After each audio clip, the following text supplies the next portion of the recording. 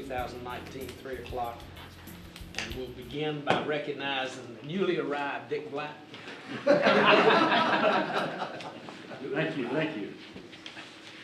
These amendments are mainly to clear up some things in our ordinance. The first one, these apply to the Board of Adjustment. Bill Sturgis, who's the attorney to the Board of Adjustment, suggested these change. Rest up here too much. The state requires like a 4/5 majority for Board of Adjustment decisions, but years ago, it's been several years ago, Union County got special legislation for a simple majority. So instead of 4/5, it could be 3. And so Bill's is thinking, in order to be in line with our special legislation, we should change it from 4/5 to a simple majority. The other one is, in our ordinance, we talked about interested parties. And we need to clarify, because it was like interest parties could cross-examine witnesses, they could do rebuttals, they could offer up objections. And so Bill suggested that within the state statute, it defines what is a party with standing. You're the owner of the property, you have a contract or a option to purchase, you're the applicant, or you might be severely damaged by it. So it's trying to clarify that in order to cross-examine witnesses, to offer objections or rebuttals, you have to have standing. Now, interested parties, somebody nearby that might be affected by it, can still give evidence and offer testimony. This is just to clarify who can cross-examine. The other one is rural home occupations. We found out in some of we've got a suburban home occupation, which is the suburban areas, and for the rural areas, we had it in RA40 and RA20. But because you can have more non-residents on site, because you can involve more accessory buildings, the uses are more intense, we felt like that we needed to bump that up, because in the small lots, like the RA20 is only 20,000 square feet. So a lot of times you can have smaller lots, and in there you could have one that's about 2 acres that could have some of those. So we felt like that these rural home occupations should only occur in RA200 or RA40, and you need to have at least 5 acres. So that was to move some of these more intense rural home occupations to those, because we thought in the smaller subdivisions and neighborhoods, some of these are too intense and not the customary type of occupations you'd have there. Yes, sir. Would you give me some examples, because I'm not inclined to agree with that. Okay. Well, I brought Jim King with me here. He's our administrator and deals with this on a daily basis. Jim, can you add any light to Mr. Rake's question? Yes. Well, under the suburban home occupation, one of the things it does is it limits the type of uses you can have. And it gives uses that are prohibited. And we'll just use an example of automotive repair. When you get into the rural home occupation, it drops that prohibition. But again, if you're in a suburban setting, such as a neighborhood, and you have, as of today, 100,000 square foot, and you could qualify as that rural home occupation, then it would allow you to operate an automotive repair within that neighborhood. And we're trying to eliminate that. What we're looking at is, if you're doing these more intense uses, let's do it out in more of the rural area of the county, where we have larger tracts of land, where we can make these uses where they're clearly subordinate and incidental to the true principal use of the property. We got more land where we can tuck away. So when I'm riding down the street, if I look over and I see this building out here, I'm not going to know this is a repair garage. It's just going to look either like it's just a residential building or a farm building. And that's the whole intent of the home occupations, is allow people to run businesses from their house, but also so that it's incidental and insubordinate, and it does not interfere with the residential or farming character of the community. What's to keep a lady that's got a licensed daycare center from operating it in her That house? is a totally different thing. When we look in our home occupations, when it first starts out about talking about different home occupations, it lists bed and breakfast and daycares as being exempted from those rules and regulations. What about a barber shop or, We typically will allow Beauty for a shop. barber shop, beauty shop in both the suburban and home occupation. What we do is we limit it to one seat by appointment only. Again, you can't have the big old barber sign out front. It's by, word of mouth. Maybe you get an internet, something like that, as far as advertising. But by appointment only, so again, if I'm riding down the street and I look at your house, you're in there cutting somebody's hair, I don't know, it looks still like the residential character of the neighborhood, but still it allows them to have that home occupation. so that doesn't limit a situation on 2 acres out in the rural area from doing that? It depends on the type of use that you're looking at. The barber shop, no. Automotive repair, yes. It's not 2 acres, it's 2.29 acres. Right, the 100,000 square foot is just Why don't we over. just stay to recorded subdivisions that are RA 20? Would not The have a problem- limit. The problem is that a subdivision just means the division of property. That's not a definition that you use for that purpose. That just means the division of property. So someone could divide a That's a subdivision minor at 5 subdivision, acres. that's a minor subdivision. It's any subdivision. You divide property, it's a subdivision. Well, I don't personally believe on RA 40 we should start limiting what they do unless it becomes a complaint to their neighbors. So are you saying that you limit to certain districts but don't have the 5 acres in there or the 2 acres? Right. I mean, there's a lot of people don't have 5 acres, but,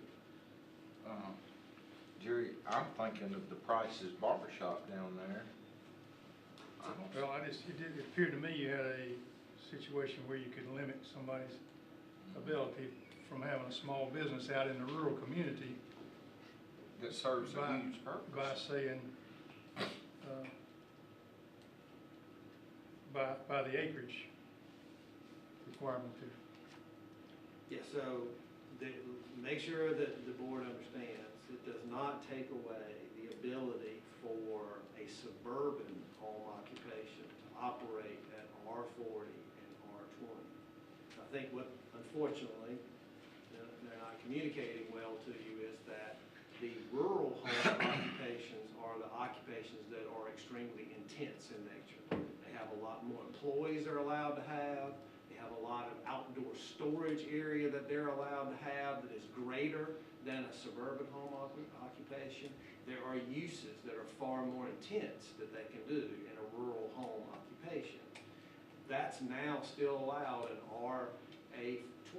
That particular home occupation is allowed there. So suburban home occupations, which have fewer numbers of employees, smaller area that you can store equipment and things outside, and less intense uses, those are allowed everywhere in the county. And you're not preventing those from being allowed everywhere in the county. A barber shop is allowed as a suburban home occupation. When you start getting into something that is more intense, like an automobile repair shop, or, and I don't have them with me, other intense uses which allow you to have more employees and more area to store stuff, they're suggesting you should have a larger area of land to accommodate it, and that you specify that it should be only in RA 40 and RA 200. You don't allow those uses within RA 20, because again, that is more of a subdivision district as opposed to RA 40, RA 200. We understand if the board has concerns with it. This is just issues that we've had to deal with in the past, where we get individuals calling up, why are they doing a full-blown business on this piece of property? I didn't know I was next to a business zoning on a piece of property. Well, it wasn't intended to look like business, but because it is intense, has more employees, it can look like a business, even though it's residential in nature. Two That's questions. really the issue. 2 questions. One, if you're in the situation now where this would not be allowed, are you grandfathered? If you're already there, you're there. Your grandfather. Yes, sir. That's correct. And, I guess that's the main thing, yeah.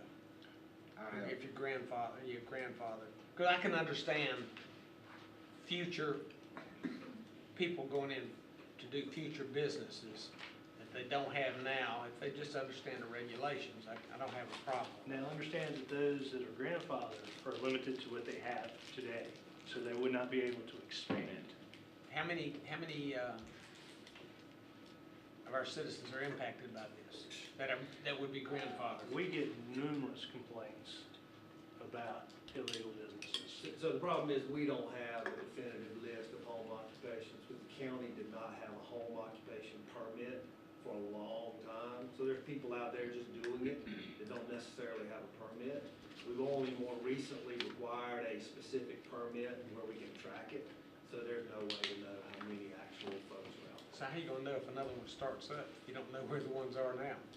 We get complaints. I mean, we're complaint driven, honestly. We're not proactive. We don't have the resources to be proactive. But we are complaint driven. on a repair shop, I could see the RA 200 to make it big enough for the vehicles to be parked, but we still limit ancillary buildings cannot exceed the square footage of the heated area of the house, don't we? And the size of the lot. Actually, we did make some modifications earlier to the ordinance. So accessory structures are different from the home occupation.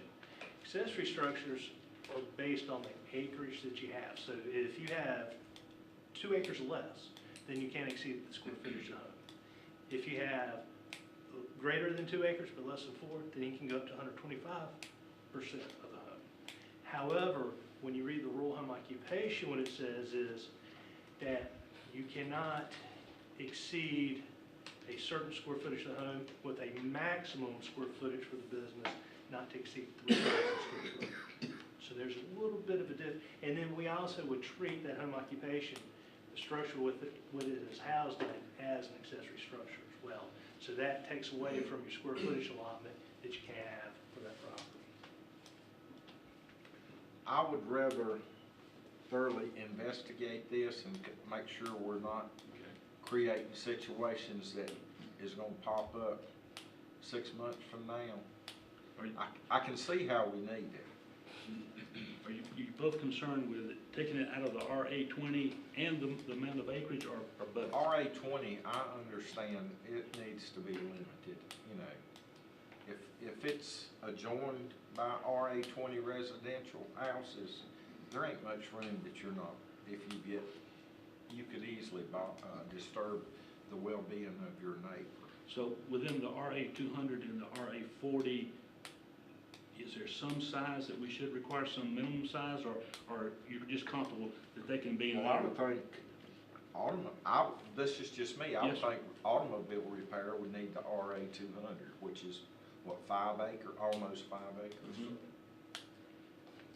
Except for the ones that are grandfathered in. And you know, rural home, suburban home, I think those need to be defined so that, you know, Mhm. it don't become supposition of the Board of Adjustments. I mean, the simpler we make it, the easier it'll be to administrate it. Okay. So in the RA 40, do we need to have a size? In other words, you need to have a certain amount of acres, or if you're in the R 40, in the RA 200, it's all, like you said, it's 5 acres to start with. So if we just look at the RA 40, is there a size lot that you feel like is an appropriate size to have a limit, or just any RA 40?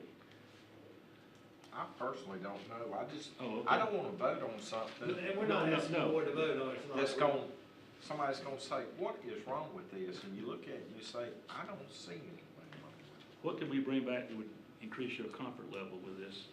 Examples of what's allowed and what's not allowed. I mean, And I guess my concern, you're talking about R 40, RA 40, it can be various sizes. You can be zoned R 20 and have 10 acres. Mhm. Correct. So it has to be some explanation there that would clarify that. Okay, Now, I understand the R20 is more likely to be a neighborhood situation.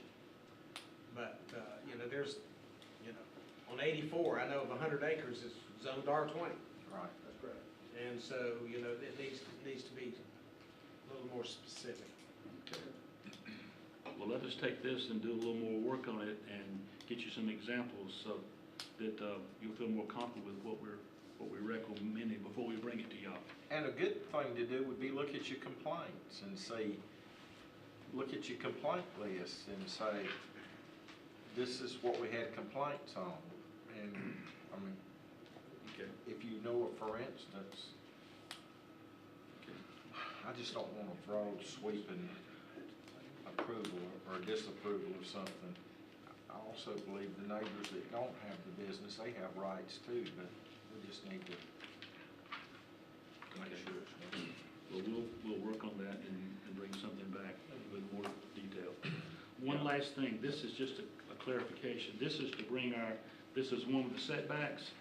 It's to bring the county in line with DOT's maintenance requirements. If you can identify the right-of-way, either by a record map or irons or some other means, then the setback is measured from the right-of-way. You know, if you have a 40-foot setback, it's measured from that right-of-way 40 feet back. But if you have a right-of-way you cannot determine, then the setback would start 30 feet from the center line. So you get the center line, go back 30 feet, and then the setback would start. So it's just a clarifying where you know the right-of-way, where you measure from. When you don't know the right-of-way, it starts 30 feet back from the center If line. you've got a road, how you gonna not know the right of way? DOT is basically 30 feet. I mean, It's 30 feet unless otherwise stated.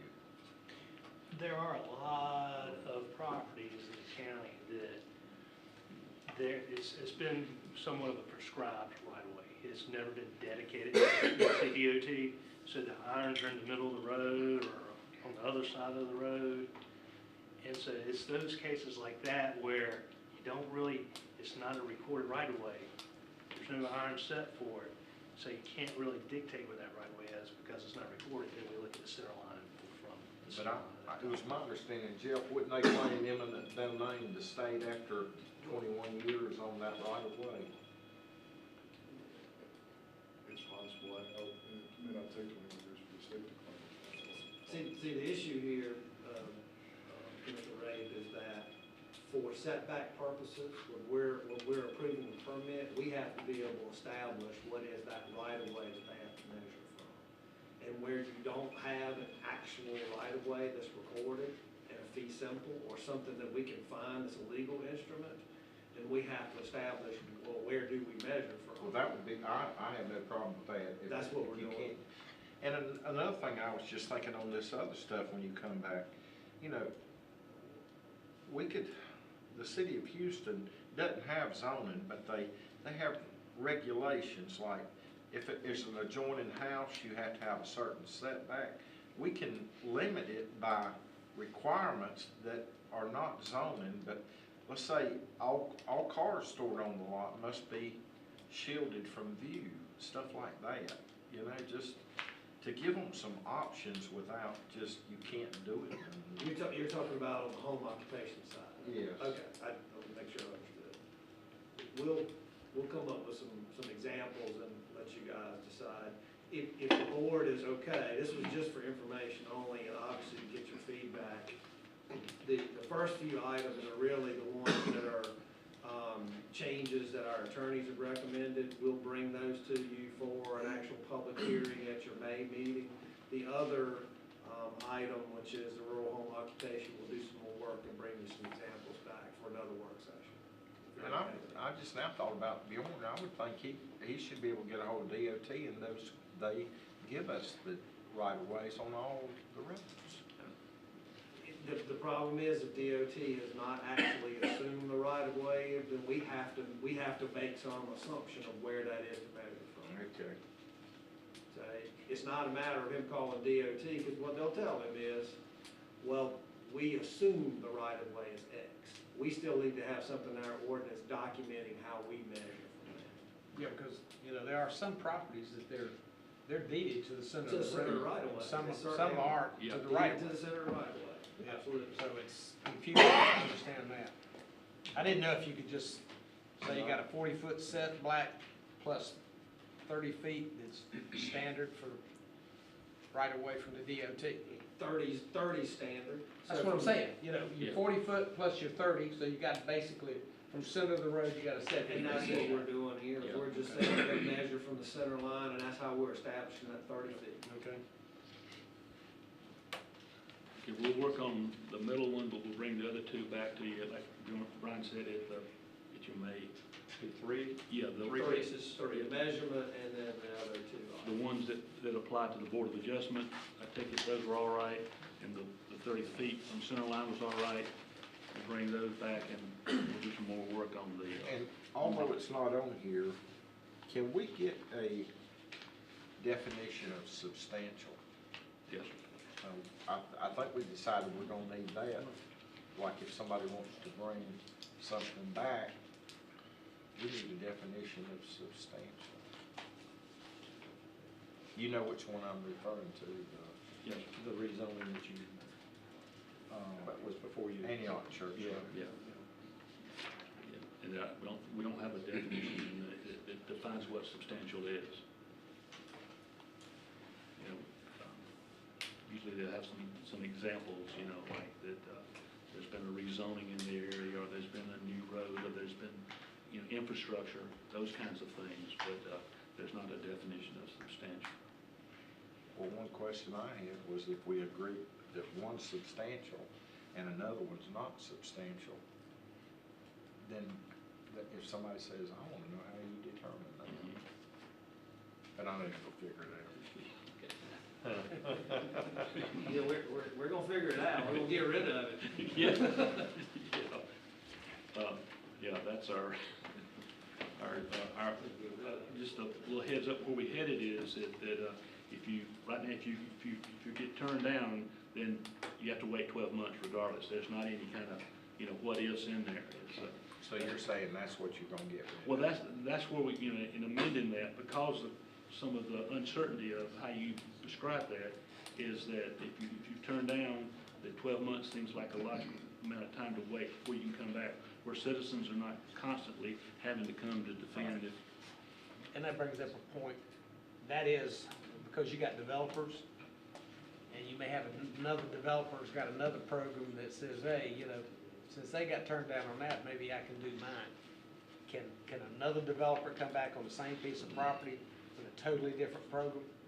And not a switcheroo, but actually. No, I mean, actually, I think it's the same piece of property, isn't it? is it by the property or is it by the entity? That's a good question. Well, there's another confusing item is that is the conditions around the property, like I was saying, you know, is there a new water line there, or is there a new road, or is there a big rezoning across the street? Can it include the application? In other words, the property hadn't changed, nothing around it has changed, but it's just a new application. So that's another thing that we're doing with. So we're thinking that if you turn down, wait 12 months, you don't have to go into that. Well, is it what's surrounding the property, or is it the application itself? Because that's what we're getting in most of the cases, or both cases, nothing around the property has really changed. It's just different applications. Because, I mean, you know, we've had several people apply for apartments. If somebody comes back in and says, okay, we won't do apartments, we'll do single housing. Is that a different application, or is it apply to the plot? Unfortunately, that's gonna be a board decision, because there is no clear definition of what significant is. It is. Well, I think That's we probably clear. need to work on coming up with something then. That or doing away with it all. Yeah. That's an option.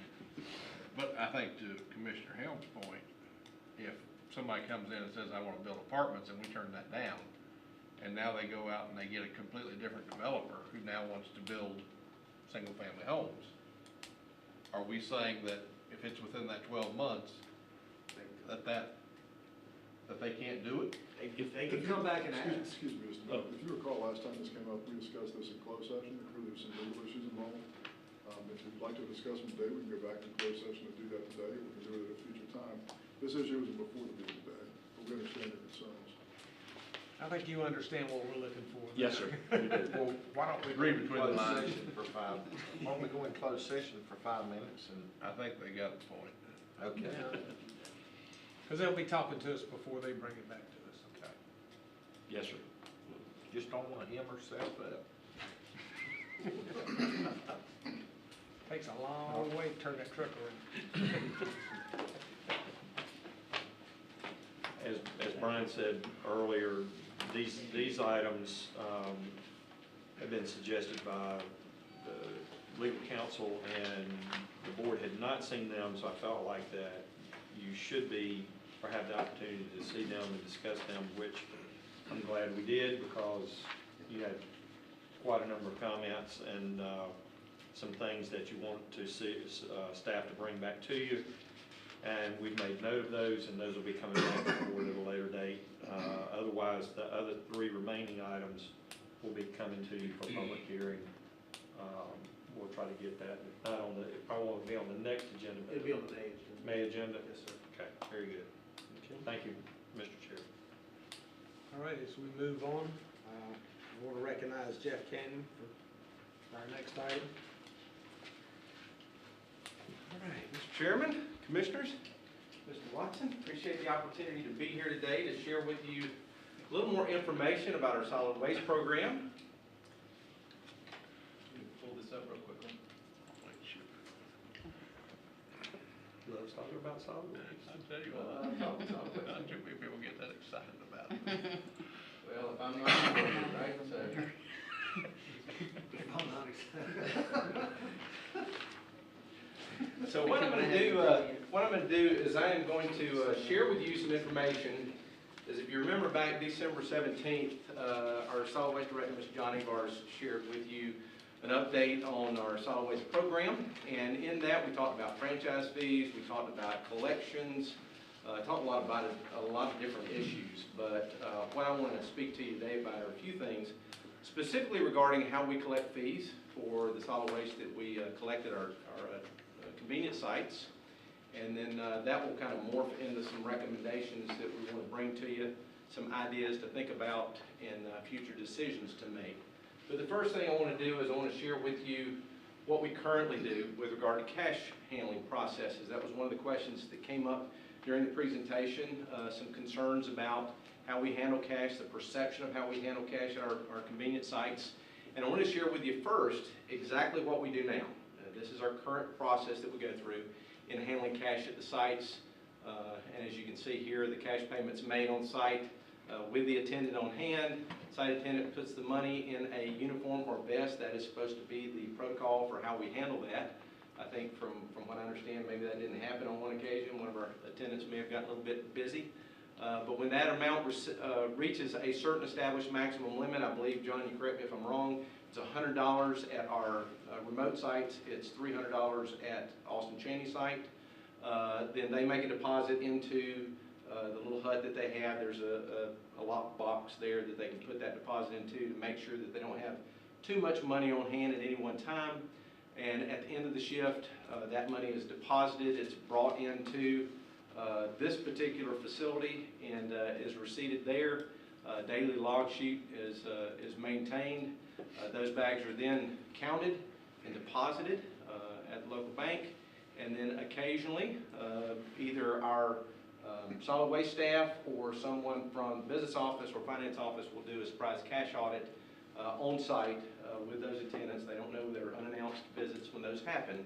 But one of the things I wanted to make sure that I pointed out to you today is that those attendants are not allowed to have any personal cash on hand. No wallets, no purses, no anything on their person. If they are found with money on their person when that audit takes place, then that is automatically assumed to be county property. So our staff recognizes that if an audit takes place and I forgot to put my wallet in my car or I've got that cash on hand, that money is subject to be county property. So that's another one of those incentives for making sure that anything that you have on you is only the money that's collected on the site. So that's how we handle the money currently, okay? We'll revisit this in just a second. We've got some alternatives that we've explored over the last couple of months that we want to share with you. A couple of those were actually shared when John made his presentation in December. The first of which is a punch card payment system. Then we'll talk about prepaid coupons, prepaid plastic scan swipe cards. All three of those have some commonality to them that you'll see as we look at them. And then we're going to look at a modified cash transaction process. That's essentially taking what we do now and adding a little bit of extra security measure to it, or something at the point of transaction that will help the customer understand that that's taking place and there's some checks and balances there from the customer's perspective. And then we're also going to talk about another thing here at the end that's going to take a little bit more thought. So just bear with me as we get a little bit closer here, but we're going to go through each one of those. First one is a punch card payment system. This is one that John mentioned that Gaston County uses. So as you go through this, each one of these is going to have a similar format, the process description, and we identified some pros and cons that go along with each one of these collection methods. The first one with punch cards is basically you have a perforated punch card system, incremental amounts that are on each one of those punch cards. They're sold at local stores. Again, this is how Gaston County does it. They sell them at the local stores at a slight discount. And if a resident wants to collect one of those cards, they can go to one of the stores that carries these cards and purchase them from the store. So that cash transaction takes place, number one, between us and the store, and then between the store and the customer. No cash transacts at the site itself. So this is one way to avoid that. So the resident then presents the card at the convenience site. Convenience center staff punches that card in the appropriate amount of the material. It's dropped off. So it's kind of like going to Brewster's, you know, or somewhere where you get a frequent punch card type thing. You bring the card in, it gets punched. Pros to that, it eliminates the on-site cash transaction, which was one of the concerns that was expressed. The other thing, it helps support businesses, because when customers have to go, or residents have to go in to purchase their punch card, maybe they're going to purchase something else at the business. So there is some side benefit of that to the business community. The cons associated with that, you're going to see this as a commonality amongst this and the next two options, is that there is an inconvenience to the residents in purchasing those cards. For instance, you go to the convenience site and your card has $3 left on it, and you happen to have 4 bags of trash, and 1 or 2 of those is $1.50 size, and you don't have enough on your punch card to take care of that trash. What do? You take that extra bag home with you, you know, or wait 1 second, I'm going to go to the store and I'm going to buy another card, and you know, there's some confusion that can take place in that. The customer is then responsible for maintaining a sufficient amount of coverage on that punch card in order for them to make the transaction if they want to make whatever trash they bring into the site. So there is some inconvenience there associated with it. There's potential for duplication, counterfeit. There's time and cost associated with printing, and difficulty in tracking the on-site transactions, because right now you do see an exchange that takes place between the attendant and the customer with cash taking place. With a punch card, it's a little bit less conspicuous, I guess, if that transaction takes place. The other thing that I will refer you to in this and the other two is that we put the onus and responsibility on the resident to keep up with those cards. And I don't know about you, but I've got a wallet full of cards and coupons and discounts and things, and inevitably what I do is I wind up setting them down on the counter or setting them somewhere down the house, and I lose them. And I find them about 2 or 3 years later. Usually they're expired at that point, but that's one of the challenges with any kind of card-related system that you'll see here with punch card, and again for the next two. The next one is the prepaid coupon. That process is basically you're buying coupons or selling coupons in certain amounts, and those are printed out. They're available for purchase. We can make those available for purchase here at Public Works at our Customer Service Center. We can make those available online to be able to purchase those as well, to make it a little more convenient to the resident. Again, it does eliminate cash transactions on site, which is what we're trying to accomplish. Although it does bring with it some cons. Cost, again, associated with printing of those and mailing those and just producing the actual product itself. Difficulty in obtaining coupons, especially for older residents or residents who are not as computer savvy to do something online. They're forced then to come into our customer center in order to purchase those cards. Again, it's an inconvenience. Potential for duplication or counterfeiting of those coupons as well. And then time and cost associated with managing that entire system. There's a little more bureaucracy built into this type of system. So the third is a prepaid can or swipe card, very similar to your debit card type situation. This one, residents would purchase this prepaid card. Each time they would come to the site, we would swipe it, it would debit from their account. And then in this process, while it does eliminate cash transactions, it does give us some planning data to go with, because each time that's swiped, we recognize that there's a transaction taking place. Another one of the cons, costs associated with the software, the hardware, all the things associated with any kind of electronic system. The difficulty in obtaining those cards by our residents, especially, again, the ones who are challenged with computer access and computer capabilities. Inconvenience of purchasing, again, keeping up with those cards. And reliability of an automated system, given the environment that our convenience sites work in. For those of you who've been to any of our convenience sites, most of them are very remote. They don't have connectivity in terms of internet capability. We don't have service run to those particular sites, so there's additional cost and challenge associated with this type of system at our convenience locations. And we're going to talk about the modified cash transaction system. What you'll notice in this system is it's very similar to what we currently do. The main difference in here is two things, really. Number one, the focus on the apron or vest that is provided to the customers. Also, the receipting process. What this would entail is a receipt book would be provided to each one of our attendants. They would be pre-numbered and they would be issued by site. Each attendant would have their own receipt book. When a resident comes in, they would make their cash transaction for whatever the amount is for the material that they're bringing in. Our attendant then would provide them with a receipt. They get the receipt. A copy of the receipt is turned in with the deposit that's made so that we can balance what's receipted versus what's turned in. And then a third receipt would be kept in the receipt book for record purposes. So this process, while we do continue to accept cash at our convenience sites, would provide a visible, tangible transaction at that point when the customer pays their fee. Then in turn they would get a receipt in exchange for that, and that receipt would also help us in balancing what takes place at our convenience site. So, pros to that, convenience to the customer, okay? They either have their cash, we do accept credit cards and debit cards at our sites, provides, again, planning data for us at each one of the transactions. The cons associated with this process that we currently use with the system in place for receipts. It's an opportunity for theft. Obviously, we're at remote locations at most of our convenience sites. Costs associated with managing the cash. One of the things that I don't know that we shared with you last time, John did in a fashion share with you the amount of time that it takes to manage a cash-based system while it's convenient for the resident. We spend somewhere in the magnitude of 20 man-hours a week just counting cash. We pay $7,000, I think, a year for mileage for our tenants to drive into the government center to make their deposits. So there are costs associated with the cash-based system.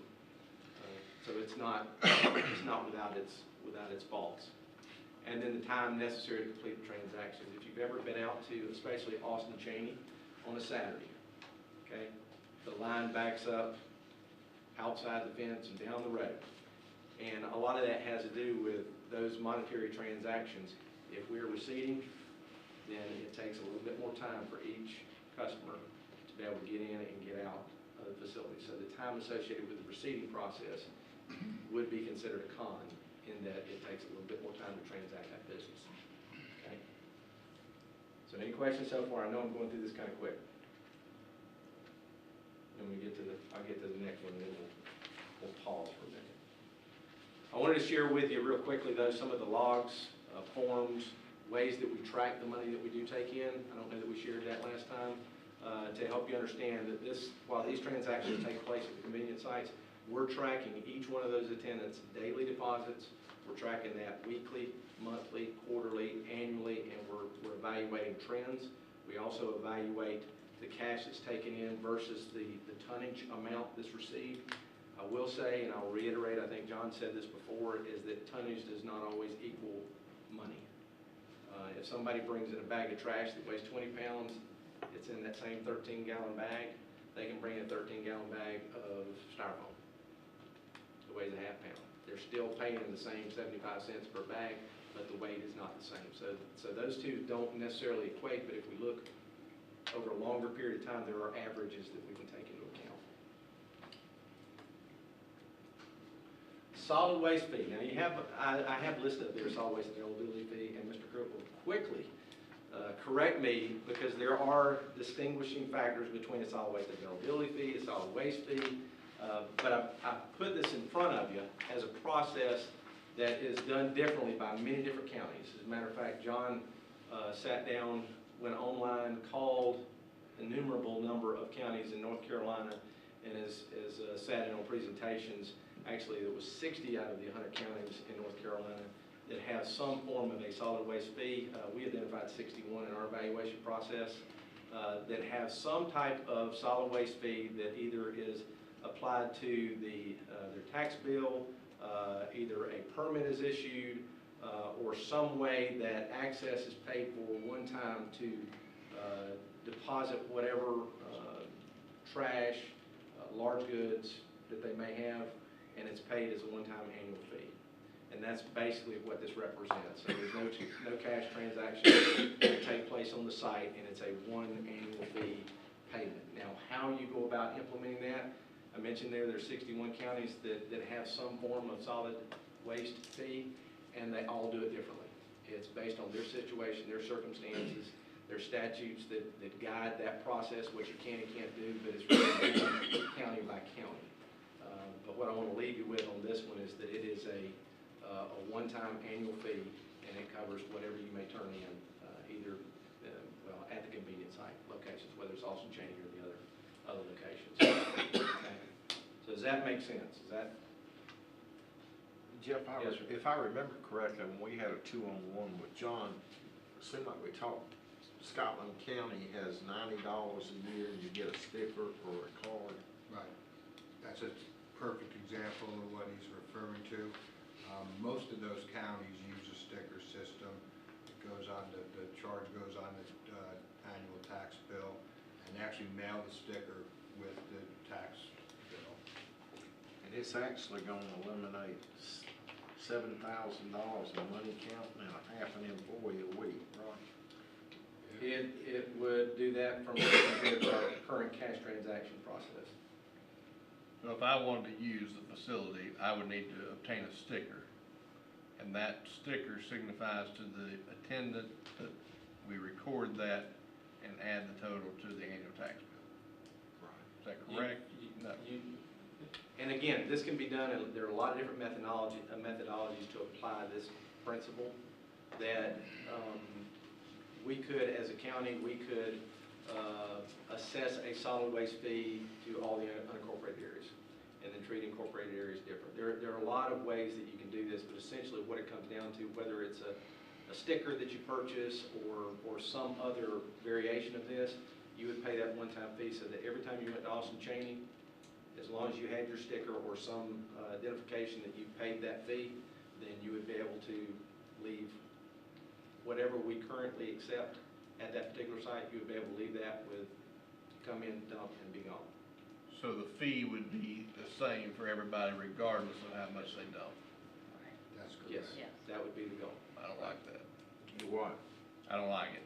Well, you take an individual such as myself, I pay for garbage service, but every once in a while, I may have a TV I have to get rid of, or I may have some brush that I cut that I have to get rid of, and it's an exception for me to go to the landfill.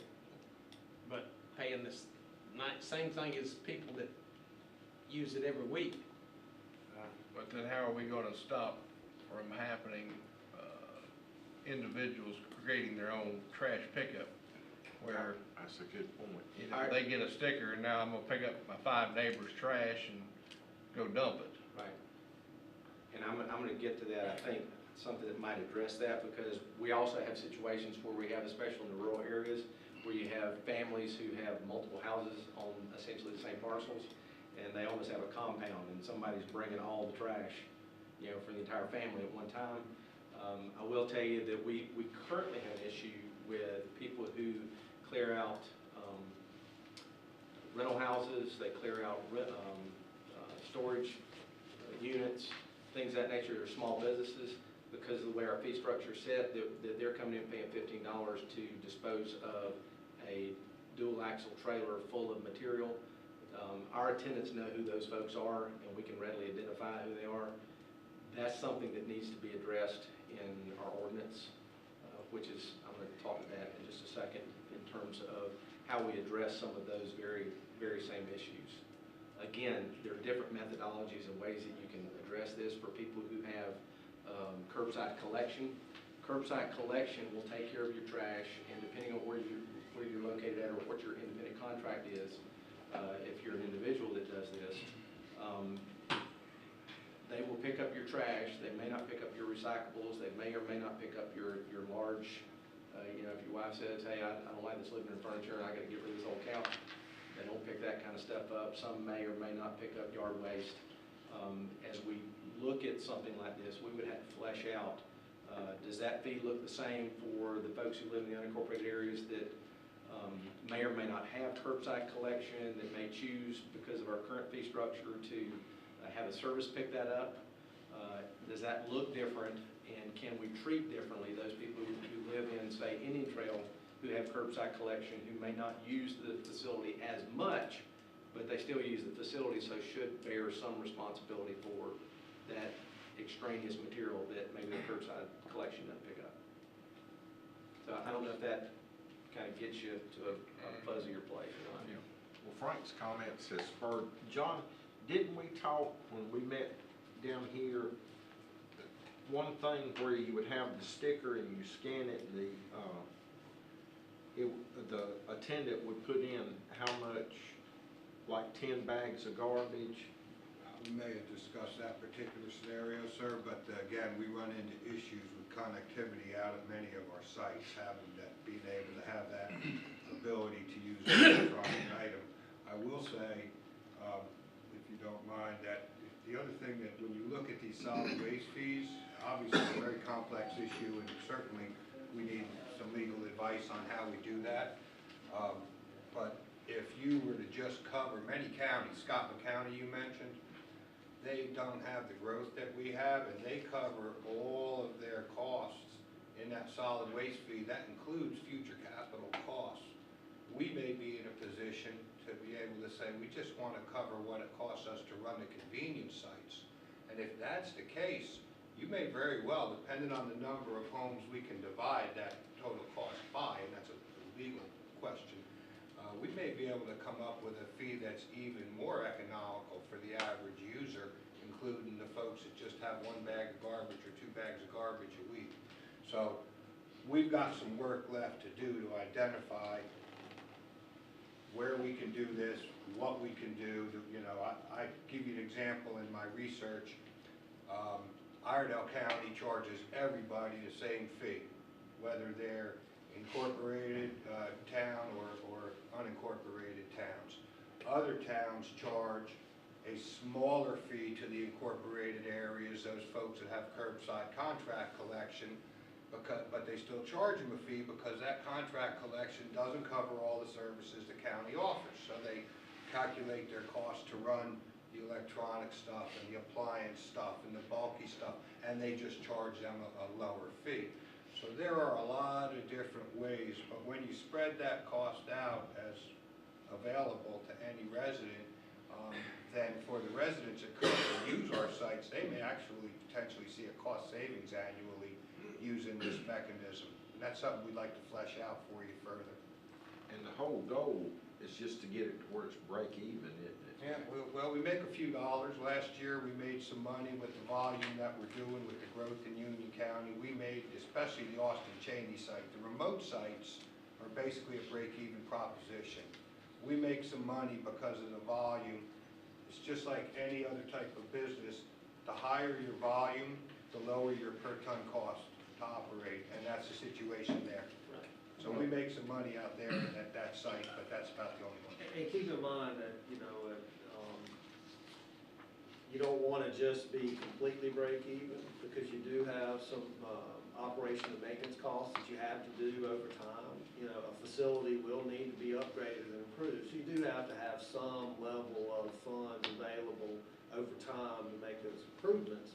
We're not saying that that should be excessive, but if you just say, I'm gonna collect enough to be exactly what I need, then when it comes time to make those changes, you gotta find that money somewhere. So that's just, keep that in mind.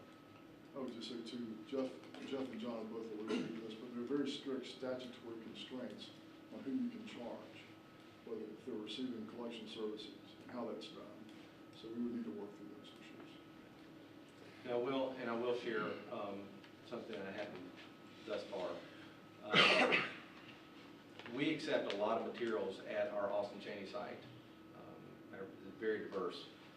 Waste oil, electronics, scrap metal, white goods, and we do not charge for any of those products, correct, John? Correct, tires. Okay, so it is not as though those items don't cost us money, but we choose not to charge for those things, in part to make sure that people don't throw their old TVs out in the ditch or, you know, other reasons for that. But by nature of the fact that those items cost us money to get rid of, then the people who are actually using the convenience sites are subsidizing residents who come in and get rid of those items for free that don't necessarily pay because they've got curbside collection or some other tool to get rid of their items that they need to get rid of. So we are actually subsidizing for people who aren't supporting the solid waste fund through those items that we take for free at our Austin Cheney site. Christian, you said that Austin Cheney has been profitable. This last year. Is it the bulk site carrying it, or is the drop-off consumer site? What's the difference in the income from those two? Which, We've got that, John, did you have that I'm separate? sorry, I was trying to, the difference between. I'm saying basically, you know, your bulk trash that haulers bring to you is a major portion of your income. That's by far the higher. How much of what does the convenience site do? We generate about $800,000 between Austin Cheney and all of our convenience sites. That's Austin revenue. Cheney itself is over $400,000 Okay. is generated. Is that So it- profitable for that site? Yes, sir, we made about roughly $250,000 on Austin Cheney and all the convenience sites put together. Austin Cheney made almost all of that money on their volume for a convenience site. Now, for the bulk haulers that bring material in, that is really where we make a good bit of our money. We generate over $5 million a year revenue there. Is Austin Cheney the only place, convenience site that will accept loose stuff, John? Yes, sir, it is, and that is the reason that almost every resident at one time or another Goes uses it, down there, yeah. And it's open every day for the except convenience for sites. Sunday. Yeah, that's right, it's open Monday through Friday, and it's open Saturday from 8 till noon. Okay. Good so far? Just wanted to show you a real quick picture visual of the counties that are using some form of solid waste feed. Just to get kind of an idea of who's out there. What does Anson and Stanley charge? Do you know, John? I heard numbers all over the place when I was talking to them. I've heard numbers as high as $140 a year, and I've heard numbers as low as $20 a year. Really, it's up to the county. You cannot charge more than your costs. That is the way one of the statutes are there. So, you know, for us, it gives us a lot of flexibility because the majority of our revenue is derived from the private hauling industry and the construction and demolition landfill. We're making a lot of money there right now. So, you know, as we look into this, we may say, hey, you know, we just want to be able to, maybe it's just a break-even scenario, maybe it's we make a little to be able for future projects to improve our facilities. Austin Cheney is in need of some improvement right now. Yeah, we have some needs, and we'll talk about those needs in just a second. Can I interject for that? You know, it's pointed out several times just in the last few minutes about, you know, the funds that are collected over the actual cost, but those funds that are generated by the solid waste activities, either pay for the operating cost of all the convenience sites and or the transfer station, or getting rid of, all of the items that are not charged for, and the remainder goes into that general fund, not the general fund, what do you call that, reserve fund? It stays in the. Enterprise fund. In their Enterprise fund, excuse me, I get my terminology right, enterprise fund, which then pays for equipment replacement, container replacement. We're looking at asphalt replacement right now, and a couple of other things, and none of that would be possible if we did not have the funds available to do that. And these funds have been saved over an extended period of time to be able to have to make those improvements.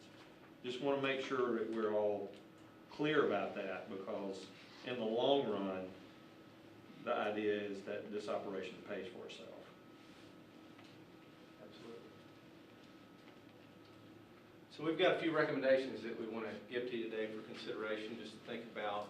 First of all, in dealing with our cash handling process, one of the things that we think, at least on the short-term viewpoint, we need to look at is continuing our cash transaction process with the proposed changes. I think in your agenda packet, you also received a revision to our cash handling policies that incorporated the changes that we discussed with regard to receipting at the site at point of transaction, and there are a few other modifications in there to make sure that we're managing those monies above board, and having tangible receipts provided to the customer so that it's a clear transaction. We met with the attendant staff, I guess it was last week, talked to them about these concerns and about this process, reiterated to them the expectation to use their vest or use their county-provided apron. We're actually purchasing new apparel for them to put their money into so that it's highly visible, and express the expectation they use that. So that would be recommendation number one in terms of short-term, how we handle our transactions at the convenience sites.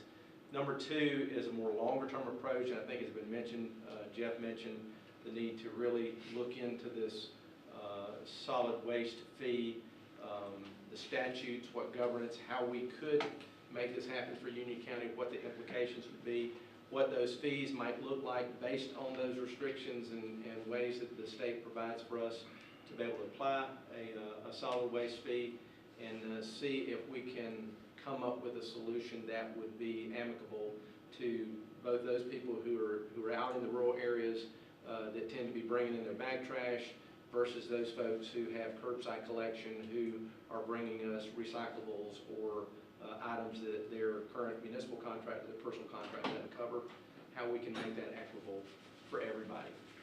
Third thing is, it was clear to us that we need to look at our solid waste ordinance. That ordinance was first put together, I guess, Jeff, and you can correct me if I'm wrong here, in 1981. We did a revision to it in 2011 that accounted for some litter-related issues that were placed into that, but we noticed as we were going through there were some changes that need to take place, and we'd like to kind of revisit that, especially in light of maybe evaluating some of these other issues. And then the other thing that came out of our discussions over the last couple of months, and like I said, a lot of things have happened in solid waste in recent months, is we talked about the need for strategic planning.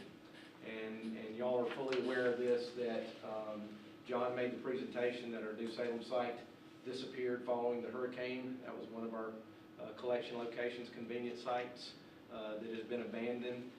You're also aware that our Sun Valley site is having to be closed down because of the work that's being done at Sun Valley High School. So that's a decision that has to be made. We did go out for bids, and I'll share that with you. The bids went out. We had 7 firms attend our pre-construction meeting. We had 4 firms actually submit bids. The lowest bid came in at $300,000, a little over $300,000, greater than our budget. We actually budgeted for $700,000, and it came in a little over $1 million. So that gave us a little bit of pause for spending $1 million in that particular location. What are we going to do? So we need to be be wise in how we're spending those enterprise funds. So that gave us a little bit of pause, and Mark is gonna provide us, I'm sure, with some leadership on what to do there, but we're also gonna be asking for input from y'all as well as we move forward in this process of strategic planning. We also know that the schools have expressed an interest in us eventually coming off of the two sites, Parkwood and Piedmont, where we have facilities at. And as you look at those expectations, and we're looking long-term, we have contracts for those sites, so there's not an emergency to do that. But we do need to make plans and account for that, especially in light of how much it clearly costs to develop a convenience site, where that convenience site needs to be, what needs to be involved in that, how the process around that convenience site needs to work. There's just a lot of planning that needs to take place in order for us to respond to these type issues. We also look at our Austin Cheney site. If y'all have had an opportunity to be out there, again, the amount of material that we take in, the amount of business that transacts there on any given day that it's open, especially on Saturdays, we need to do a redesign on that site. It is absolute chaos when people come in there to offload their materials, and we've got to get some order to that. So as we talked about the money toward asphalt, we want to make sure that we've got the right layout before we spend a lot of money on asphalt, so that we don't put the asphalt in the wrong place. Make sure it's in the right place and everything works the way it's supposed to. So we've got some investment that's going to have to be made in Austin Cheney as well, especially given how much business that we attract there. So there are a lot of moving parts to this. As John shared with us this morning, solid waste can be very fluid. You don't think of it that way, but it very much is, and that we need to be prepared and plan before we expend those type of funds. So we're bringing these recommendations to you today just to consider, to think about. Again, we've got some homework to do with regard to looking into the solid waste fee, but we would like to get some input back from you, especially whether or not that's an area that y'all would like to consider before we move forward with doing the homework and the due diligence associated with it, and some feedback as to whether or not you're satisfied with some of these recommendations that we made today. Would the board like for staff to proceed with investigating the possibility of a solid waste availability fee? And bring that information back to you as to how that might work? Or is that a topic that, Sounds to me like another tax. Yep. And it's in lieu of managing the cash that we do collect. right, And we have, there's technology today. I know there's not internet out at some of these sites, but the technology with the laptops and what you can do with them, there's a way to manage it without a lot of difficulty. Okay. And I'd rather see you pursue, your receipts and understand what it is.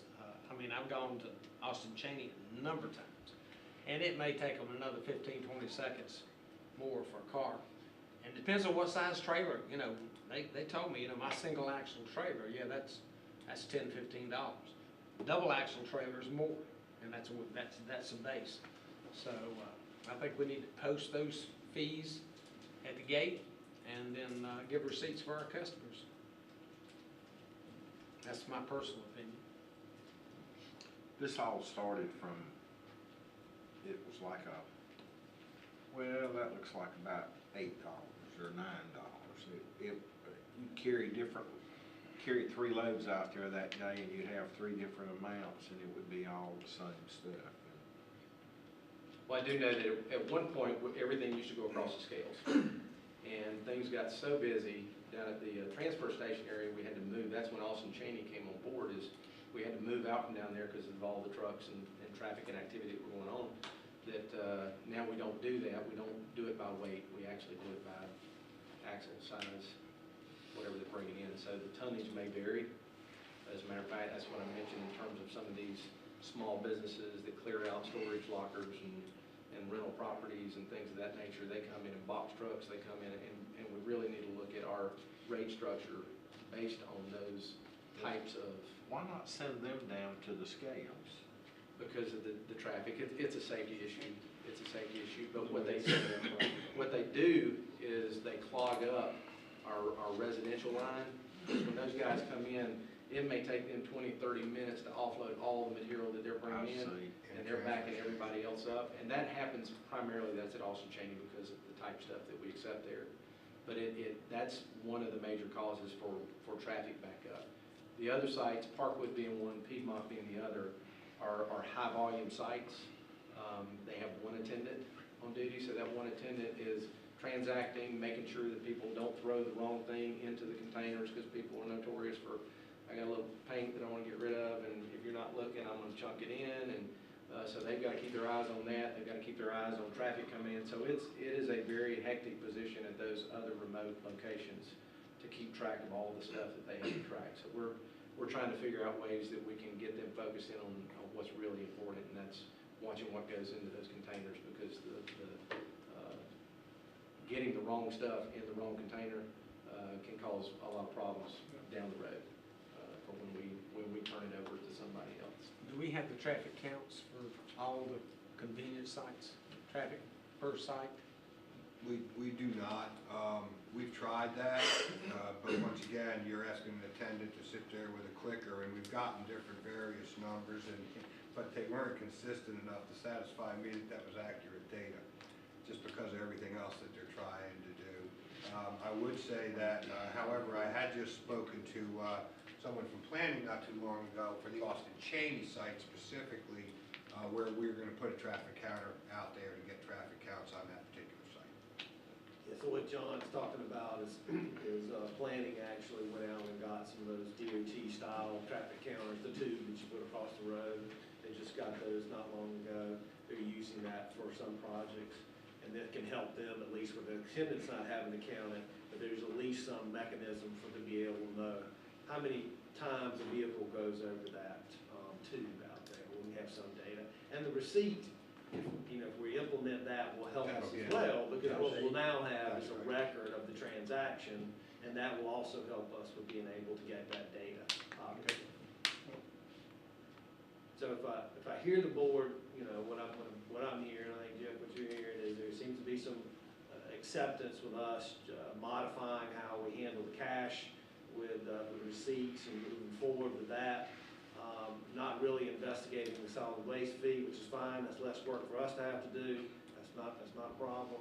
And then we'll work on the update of the solid waste ordinance and the strategic plan. I think I hear that the board is comfortable with those items. Because we need to track too, we just increased the rate if you're uncovered or covered. Yes, sir. So, how do we track that? So receipts will do that. Very good. Any other feedback for staff on this topic? Just as a reminder to the board, the reporting relationship, solid waste changed at the beginning of February, and what you're seeing here is it's a lot more focused effort in this area. Solid waste had really taken a backseat to other enterprise functions in the past, and in many ways had not been looked at in quite some time. Example being the solid waste ordinance. So you'll be seeing more items on the solid waste, concerning solid waste in the future, and more strategic items coming forward on this topic. But we appreciate your feedback and your comments. Thank you, Jeff. Thank you. And next we'll recognize Van Harrell, Tax Administrator, to present fire funding update.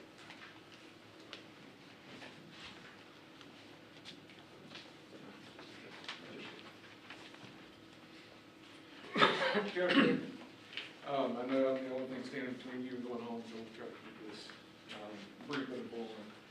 A couple of weeks ago, Mark and Michelle asked us to do some analysis on some scenarios with some of the possible funding mechanisms for fire departments.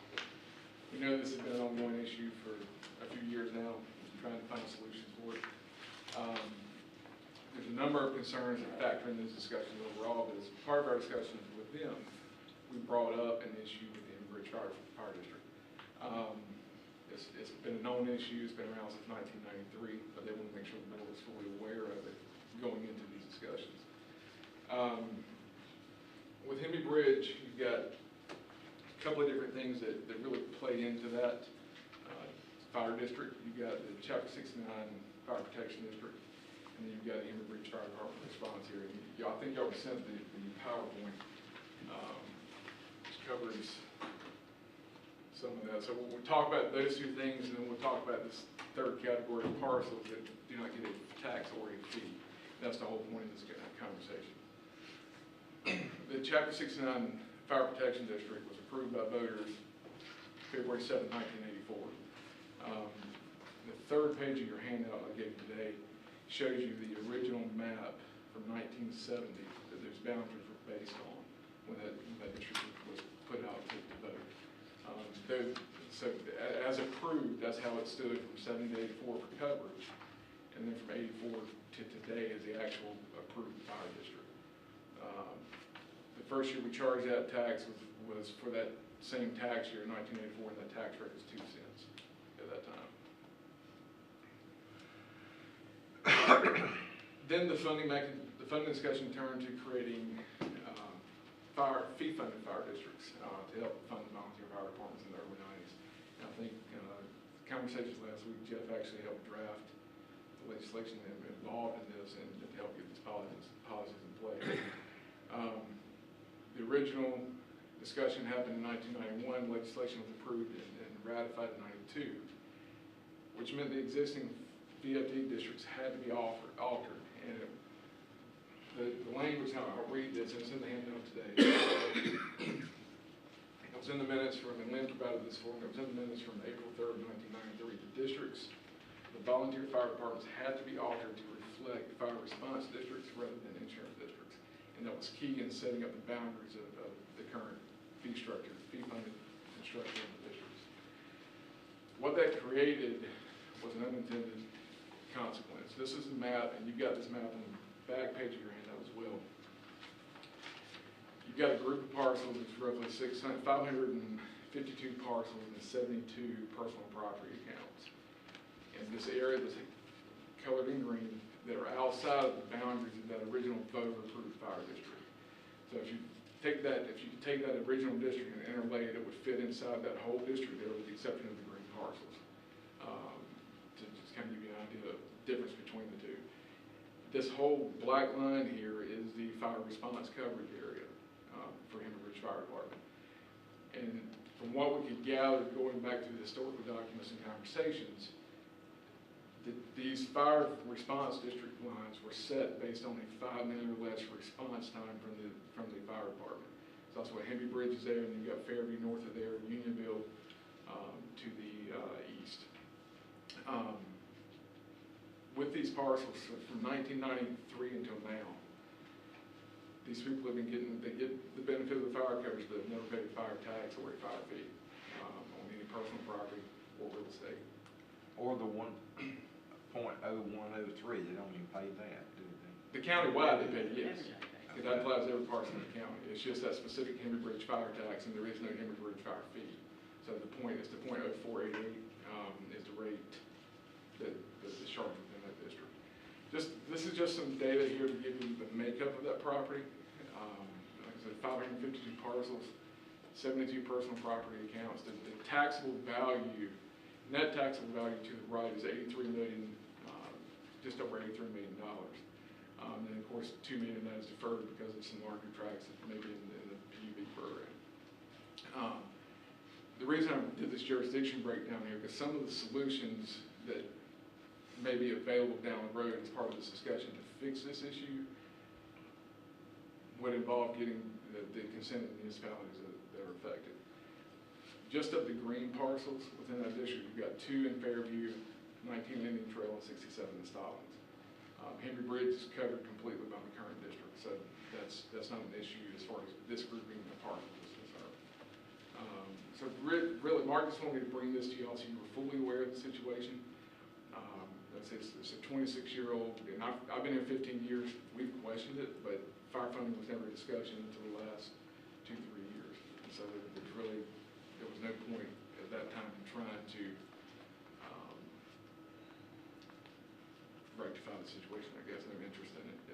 But it's basically been people getting fire protection, but not really paying what their neighbors are in their fire district, right? That is a way to look at that, yes, sir. What's the value, what's the current present day value of the tax and or fee that, let's say, if all of this had been collected on the tax, on the Amby Bridge fire tax today, what's the difference between what we've collected and what would have been collected if that tax had been applied? If you apply the current tax rate to these parcels and these personal property accounts, it's about $40,000 a year revenue.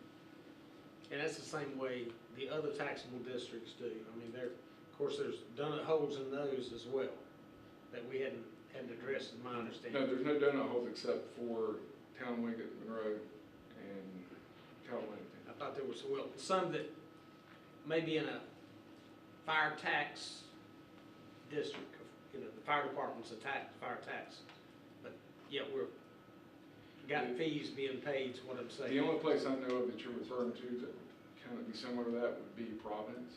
Yeah. And that would tie into that Weddington, Wesley Chapel issue. Those parcels that are outside of the city limits of Weddington or town limits of Weddington are being fee. So everybody's paying except those in those three municipalities and these 552 here. If we do this, we're looking at this 80-20 model, countywide. Is that correct? If you did that, would it fix this problem? There's some other intricacies that go into that are legal questions. It has the potential to fix it, but it's all about how you layer those. It's our intent. That's really why we started talking about this. Yeah, how do we communicate? You know, that was one of the things we talked about the last time, and so this came up. We'll be communicating to certain people. They've never paid anything. That now they'll be paying something different, whatever that looks like. Staff's preference is to address this issue at the same time we're rolling out this 80-20 communication and doing all the rest of it, so that it affects everybody in the county in the same way at the same time. It's consistent. Right. And hypothetically, when you look at the current tax rate, you add $83 million of value to that overall tax structure for Henry Bridge, the actual rate should be able to come down because you're picking up additional taxable property. In that area. So current residents should actually see a little bit of savings on that. Van is, when you and your staff brought this to the discussion with Michelle and I, the first time that she and I had heard this was 2 weeks ago, and I asked you to go and really scrub all the records and make sure that everything else in the county, that we didn't have any other outliers or anomalies anywhere close to this or anywhere, you know. Were you able to locate any other anomalies, or are we good to go and clean on everything else? We looked through all the data again this past Friday afternoon after we met with Chair, Vice Chair, and you as well. And we don't see anything remotely similar to this or anything that's not being feed or taxed. Okay. Even this it's an anomaly, but it's not an anomaly because it's been around for so long. It's just one of those ongoing structural deficiency from the funding structure, if you will. Not that we know how it happened, but one of the points of discussion in our meetings was, you know, GIS didn't exist back then. It was all hand maps. It was probably easy to miss when they started laying the response districts on top of the tax districts. It's easy to see today because on the GIS maps, we're also seeing all the individual property boundaries within that, so you can actually see where those things occur. And you really couldn't see that on the maps back then. And some of the roads that are in the descriptions of the fire districts don't even exist anymore. They've been, either names have changed or roads have been relocated, rerouted and such. I've actually got one of my mappers in the tax office taking the original district boundaries, and he's doing the description of the fire response district, and he's also doing and overlaying that with the current fire response district. There's even a variation of those lines, slightly, based on current maps. So he's reviewing that, to see if we need to make any other changes with this process. That's important to the citizens too, because it also impacts their insurance rates. So, When you correct this, are you gonna go back to 3 years that we're allowed to? No, because you can't go back and tax somebody, you charge Can't somebody blame them tax for and what then we we're in didn't a do. tax district, so there's no discovery issue on this. Because they weren't in a tax district or a fee district. It's not, to answer your question, if they had been in the tax district and it was wrong, then yes, legally, we would have to go back and charge that tax, but they weren't in the tax district, so we can't do anything with that. Anything else? thank you for that work. Well, this is, felt like that was significant and important enough for the board to receive this information today, and for you to know how that we're aware of it and know how we're dealing with it. And we'll be glad to take any comments the board may have regarding the issue, but I did want you to know that it exists, and that we're dealing with it. I appreciate that. And I think that's all we had today, so I'll make a motion to adjourn the special meeting. All in favor? All right.